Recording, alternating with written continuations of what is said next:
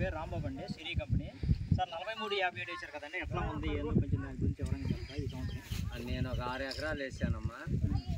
మా కజిన్ ఒక 4 ఎకరాలు వేసాడు. నాకైతే 52 దాకా వచ్చింది. మా వాడికైతే 59 మీద మిగులుగా వచ్చింది. 59 మీద మిగులుగా 59 మీద మిగులుగా వచ్చింది. ఇది వాస్తవం.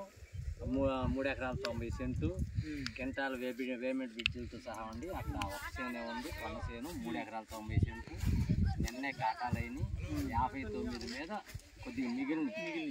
ఇది వాస్తవం. గింజ ఎట్లా ఉంది సార్?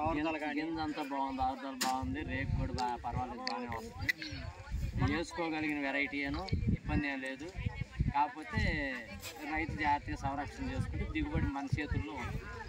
నాకు 50 చిల్లరే వచ్చింది, 52 అట్లా. మా వాడికి 59 వచ్చింది. దీనికి కారణం ఏంటంటే రైతు యొక్క చేసే విధానాన్ని బట్టి ప్లస్ వేసే టైం బట్టి మొక్క కరెక్ట్గా వచ్చిన దాన్ని బట్టి, అంటే మనం ఇది ఇత్తులు వేసినప్పుడు నీళ్లు పెట్టేది జాగ్రత్తగా పెట్టుకొని మొక్క అతికేదాన్ని బట్టి ప్లస్ యాజమాన్య పద్ధతిని బట్టి ఆ దిగుబడి అనేది డిపెండ్ అయ్యి ఉంటుంది. విత్తనం మాత్రం వేయగలిగితే మంచి విత్తనం, దానివల్ల ఇబ్బంది లేదు.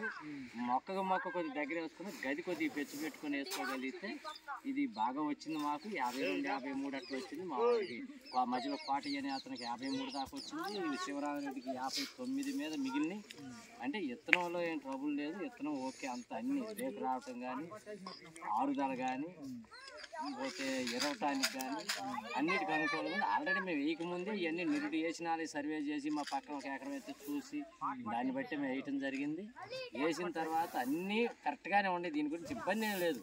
కాకపోతే దిగుబడి రాందేం కాదు. ఇది రాలేదు అంటే అది మన యొక్క లోపం తప్పితే చేను లోపము, రైతు లోపము, విత్తనం సరిగ్గా మొలిపించుకోలేకపోవటము అలాంటిదే. కానీ లేకపోతే విత్తనం మాత్రం దమ్ము ఉన్నదేను, వెయిట్ వచ్చేదేను, వేయగలిగిందేను, వేసుకుంటేనే మంచిది. ఉండాటిలో బెటర్ ప్రస్తుతానికి. ఇంకొక విషయం అండి, ఈ సంవత్సరం మొన్న ఈ 10 రోజుల నుంచి గాలి వాన ఇట్లా పోయి కదా, ఈ గాలి వానకి ఏమన్నా కర్రలు పడతాం? ఏం పడలేదు అసలు, ఎక్కడ కర్ర కూడా పడలేదు. ఈ విత్తనం ఎక్కడ గాలి వాన కూడా ఎక్కడ పడాలి, దాని వరకు బాగుంది. Okay okay sir. 44-56 మాత్రం సిటీలోదే అది కొంచెం పడే లక్షణం ఉంది. కానీ రేట్ చాలా ఫ్రీగా వస్తుంది, దిగుబడి వస్తుంది. అది కూడా అదే మందులు కొద్ది తెగులు అదనంగా కొట్టుకోవాల్సి వస్తుంది. దానికి రస్ట్ వచ్చింది. అదే 5-6 సంవత్సరాలు చచ్చగా చేసి ఆ రస్ట్ తెగులు చివరిలో 2 సార్లు 7 అమితారు, 2 సార్లు కొట్టాను. ఆ తెగులు కూడా రాలేదు. దిగుబడి ఇదిగో ఇంకా జత్తల దిగుబడి కూడా బాగానే వస్తుంది. కాకపోతే దానికి కొద్దిగా చివరి తీసుకొచ్చి పడే లక్షణం ఒకటి వస్తుంది. అది దీనికి మాత్రం పట్టడం అనేది జరగల. మన గాలికి కూడా పళ్ళ, మన వర్షం వచ్చి గాలి అప్పుడు 20 అయింది, అప్పుడు కూడా పళ్ళ.